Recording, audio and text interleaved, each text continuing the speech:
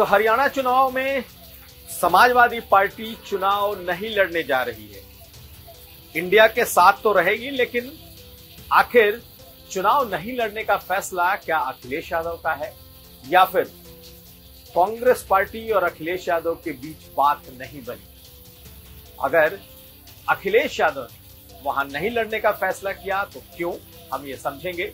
ये भी जानिए कि आखिरकार 2019 में सपा और बसपा के गठबंधन टूटने का जिन्न अब बोतल से क्यों निकला। मायावती ने बुकलेट जारी कर क्या कहा है उसमें, जो हर बसपाई के पास पहुंच रहा है, और अखिलेश यादव ने आज कैसे पहली बार इसका जवाब दिया है।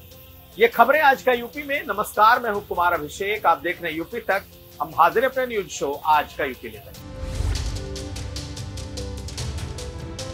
तो सबसे पहले बात होगी हरियाणा चुनाव में समाजवादी पार्टी के चुनाव न लड़ने की। जी हां, समाजवादी पार्टी ने यह अब साफ कर दिया है कि हरियाणा चुनाव में उनका कोई कैंडिडेट चुनाव में नहीं उतर रहा। पार्टी के शीर्ष सूत्रों ने बताया कि उन्हें कांग्रेस पार्टी की तरफ से चुनाव लड़ने का प्रपोजल था, लेकिन समाजवादी पार्टी ने यहां पर अपने हाथ को जलाने से परहेज किया। समाजवादी पार्टी को लगता है कि अगर सपा और कांग्रेस का एक बेहतर गठजोड़ होता, क्योंकि वहां पर यादव बिरादरी की तादाद अच्छी है और इस वक्त जो यादव वोटर्स हैं उनके भीतर बीजेपी को लेकर भारी नाराजगी है। ऐसे में हरियाणा चुनाव में समाजवादी पार्टी एक फैक्टर बन सकती थी, लेकिन चूंकि बहुत ज्यादा इतिहास समाजवादी पार्टी का हरियाणा में नहीं रहा है और कांग्रेस के बहुत सारे नेता नहीं चाहते थे कि सपा के साथ कोई अलग से गठबंधन हो। हालांकि दोनों पार्टी का शीर्ष नेतृत्व, यानी कि कांग्रेस का शीर्ष नेतृत्व और सपा के शीर्ष नेतृत्व के बीच 2 सीटों पर सहमति की बात सामने आई थी, जिसमें एक सीट सोहना की बताई जाती है। बताया ये जा रहा है कि फरीदाबाद के आसपास कुछ ऐसी सीटें जहां पर यादवों की तादाद अच्छी है, जो एनसीआर के इलाके हैं, वहां पर समाजवादी पार्टी को सीट देने की बात चली थी। यहां तक कि 2 सीटों पर बात तय भी हो रही थी, लेकिन अखिलेश यादव ने इस फैसले से खुद को अलग कर लिया। यानी कि पूरा खुला खेल सपा ने कांग्रेस के लिए छोड़ दिया। जीतती है तो कांग्रेस की, अगर कुछ नुकसान होता है तो भी कांग्रेस का। यहां पर समाजवादी पार्टी ने अपने को अलग किया और हाथ जलाने से बचाया। पार्टी नेताओं का मानना है कि यूं तो हरियाणा कांग्रेस पार्टी के लिए बेहतर राज्य है, जहां इस वक्त उसके जीतने की संभावनाएं काफी प्रबल हैं, और हरियाणा में कांग्रेस पार्टी ये चुनाव जीत रही है। इसलिए समाजवादी पार्टी कांग्रेस पार्टी को नैतिक समर्थन देगी। अगर अखिलेश यादव के कैंपेनिंग के लिए बुलाया गया तो पार्टी उस पर विचार करेगी, लेकिन अखिलेश यादव को यह लगता है कि हरियाणा एक ऐसी सीट है जहां पर सपा के लिए संभावनाएं हैं। कम से कम सपा के समर्थकों को यह लग सकता है कि एक ऐसा राज्य है जहां सपा को भी अपनी संभावनाएं तलाशनी चाहिए थी। लेकिन कहानी थोड़ी इसके उलट है। दरअसल अब अखिलेश यादव उत्तर प्रदेश में अपने को प्रेशर मुक्त रखना चाहते हैं। अगर वो हरियाणा के चुनाव में उतरते, 2 सीटें ले लेते, तो फिर 10 सीटों में कई सीटों को कंसीड करने का दबाव उनके ऊपर होता। यानी कि अभी तो कांग्रेस 10 में एक भी सीट नहीं जीती है जिस पर कि वो दावा करे। 5 सीटें दावा कर रही है, 3 सीटों पर उसने प्रेशर बना रखा है, और अगर उसने हरियाणा में सीटें दे दी तो उनका दावा और उनका प्रेशर दोनों समाजवादी पार्टी पर बढ़ जाएगा। और पार्टी के अंदर खाने जो नेता हैं, जो शीर्ष नेता हैं, वो बता रहे हैं कि इस तरह के किसी प्रेशर के मूड में फिलहाल अखिलेश यादव और समाजवादी पार्टी नहीं है।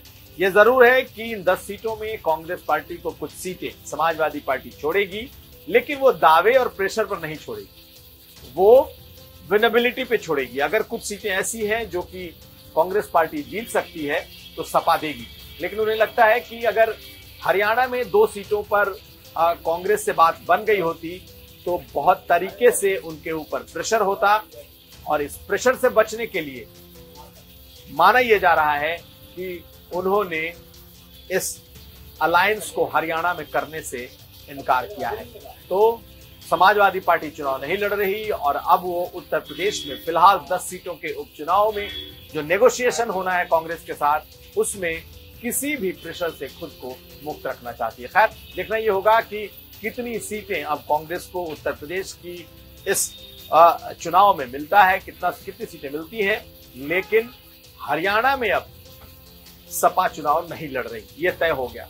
हालांकि अखिलेश यादव ने एक बात जरूर कही कि अगर कांग्रेस पार्टी इस वक्त उसकी जो स्थिति है वो बीजेपी के उन वोटर्स को अपनी तरफ खींच सकती है जो वोटर्स जो बीजेपी के वोटर थे, खास करके यादव वोटर जो माने जाते हैं, क्योंकि इस वक्त उत्तर प्रदेश के जो हालात हैं वो इस ओर इशारा करते हैं। ये कांग्रेस पर निर्भर करता है कि कितने सही तरीके से वो बीजेपी के इन वोटर्स को, खास करके यादव वोटर्स को अपनी तरफ खींच पाती है। तो खैर, हरियाणा पर यह था यूपी तक का चुनावी विश्लेषण। हम आपको आगे बताएंगे कि आखिर मायावती और अखिलेश एक बार फिर कैसे आए हैं आमने सामने।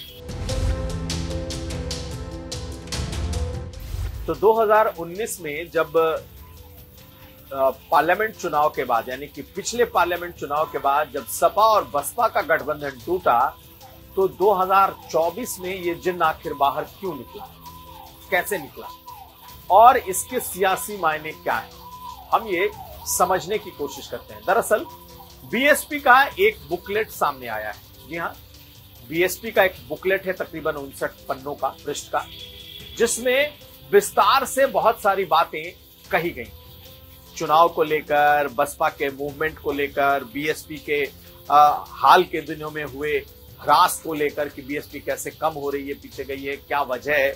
एक बुकलेट जारी हुई और जिसमें मायावती के हवाले से बहुत सारी बातें कही गई, लेकिन उस बुकलेट के एक अंश ने इस वक्त सियासी तूफान खड़ा कर दिया। सियासी तूफान इस सेंस में कि आखिर मायावती ने जब 2019 में समाजवादी पार्टी के साथ गठबंधन तोड़ दिया, तो फिर 2024 में अब जबकि चुनाव खत्म हो गए, कांग्रेस और सपा का गठबंधन बन गया, तब इस मुद्दे को, इस दफन हुए मुद्दे को आखिर कब्र से निकालने की जरूरत क्या पड़ी? आखिर क्यों मायावती को लगता है कि उन्हें इस वक्त ये बताना चाहिए कि सपा और बसपा का गठबंधन क्यों टूटा और इस गठबंधन को तोड़ने का दोषी कौन है?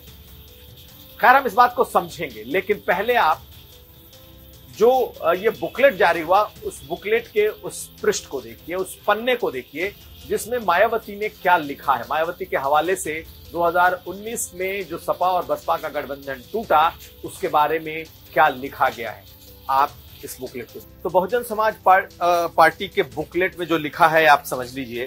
तो मायावती के हवाले से जो लिखा गया है वो लिखती हैं कि सन 2019 में देश में लोकसभा के हुए आम चुनाव में बीजेपी को खासकर यूपी से रोकने के लिए सपा के दूसरे बने मुखिया श्री अखिलेश यादव ने अपनी पार्टी की पिछली रही सभी गलतियों को भुलाकर फिर से गठबंधन करने का एक और मौका देने की बात कही।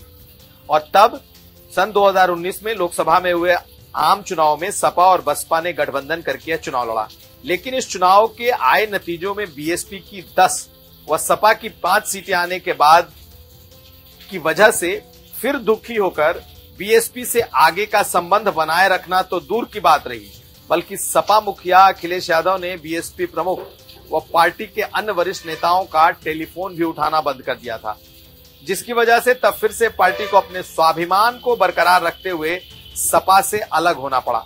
और इस बार उन्होंने लोकसभा में हुए आम चुनाव में कांग्रेस से गठबंधन करके संविधान आरक्षण को बचाने आड़ में पीडीए बचाने की आड़ में पीडीए, पिछड़े दलित अल्पसंख्यकों के लोगों को गुमराह करके काफी कुछ सफलता जरूर हासिल कर ली है। तो ये बात ये उस बहुजन समाज पार्टी के बुकलेट में लिखी गई है, यानी कि उस बुकलेट में जो बात लिखी गई वो इस ओर इशारा कर रहा था कि अभी तक मायावती पर जो ये आरोप थे कि उन्होंने बीजेपी के कहने पे जब सरकार नहीं आई, सरकार बनती देखी, तो उन्होंने सपा को अलग कर दिया, उससे गठबंधन तोड़ लिया। लेकिन आखिर 5 साल के बाद ऐसा कहने की नौबत क्यों आई? उन्होंने साफ कहा कि जिस वक्त उन्होंने तोड़ने का ऐलान किया तब वो आजमगढ़ में थे, और आज मेरे साथ मंच पे जो नेता बैठे हैं वो तब वहां मंच पे बैठे थे। अचानक जब पता चला कि मायावती ने गठबंधन तोड़ लिया है तो मैंने फोन किया, मैंने पता किया कि भाई आखिर उन्होंने क्यों तोड़ा। यहां तक कि अखिलेश ने कहा कि मैंने पलटकर फोन किया कि भाई आपने तोड़ा क्यों, लेकिन उन्होंने फोन नहीं उठाया। तो आज अखिलेश यादव ने उस बात को सार्वजनिक तौर पर साफ किया, क्लियर किया। दोनों नेताओं ने अपनी अपनी बात रख दी, यानी कि अब जनता में कोई कंफ्यूजन नहीं होगा कि आखिर उनके नेताओं का इस गठबंधन को के तोड़ने में रोल क्या था। मायावती के मुताबिक अखिलेश यादव की वजह से टूटा, और अखिलेश यादव ने बताया कि उन्हें तो मालूम ही नहीं, मायावती ने एक तरफा तोड़ा।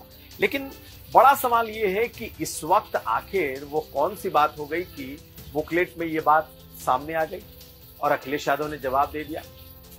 गौर करिए, पिछले कुछ दिनों से मायावती समाजवादी पार्टी को लेकर बेहद सॉफ्ट और कांग्रेस पार्टी को लेकर बेहद हमलावर।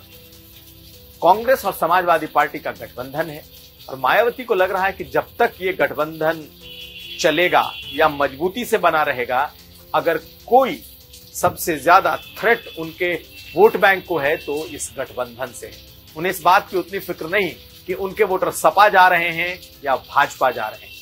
उन्हें इस बात की फिक्र है कि उनका वोटर अगर कांग्रेस चला गया तो क्या होगा।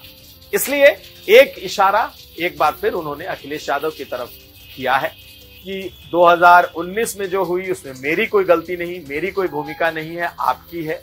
अभी तक उन्होंने ये सफाई कहीं और कभी नहीं दी थी पिछले 5 सालों में, लेकिन अब उन्होंने ये सफाई पेश कर दी है। तो कहते हैं कि एक सियासत में एक ओलिव ब्रांच भी होता है, यानी कि एक हाथ बढ़ाने का एक तरीका। तो क्या सपा के साथ पींगे बढ़ाने की शुरुआत बसपा की तरफ से, बसपा प्रमुख की तरफ से हुई है? अगर इसे हम ये ना भी माने तो इतना तो जरूर है कि मायावती कम से कम सपा और कांग्रेस के गठबंधन से खुश नहीं है। उन्हें लगता है कि सबसे ज्यादा नुकसान इस गठबंधन का उन्हें हो रहा है। इसलिए अगर दूसरे दल को किसी भी तरीके से इस गठबंधन को तोड़ा जाए तो शायद उनका वोट बैंक वापिस हो जाए। तो ये इसके पीछे की पूरी सियासत और कहानी समझ में आती है। तो खैर, ये था आज का यूपी। हम कल फिर हाजिर होंगे। हमें दीजिए इजाजत। नमस्कार।